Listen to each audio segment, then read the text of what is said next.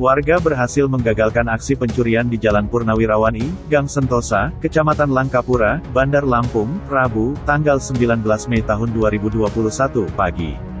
Itu setelah warga sekitar melihat gerak-gerik mencurigakan 4 pria di depan rumah calon korbannya.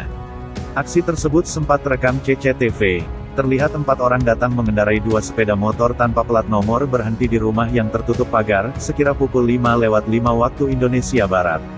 1 orang langsung menuju gerbang dan mencoba merusak gembok, 1 orang mengawasi rumah, dan 2 orang menunggu di atas sepeda motor. Namun aksi komplotan itu gagal karena terlihat oleh warga. Saksi mata Ridwan mengatakan, rumah yang disambangi pelaku milik Wahyu Perdana Saputra, 32. Saat itu Ridwan baru saja pulang salat subuh dan bergegas ingin buang air besar.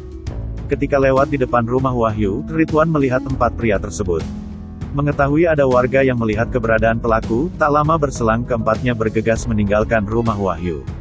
Gak ada pikiran maling, cuma aneh subuh-subuh ada tamu atau apa. Saya telepon Wahyu, ternyata katanya mau maling, ujar Ridwan, Kamis, tanggal 20 Mei tahun 2021.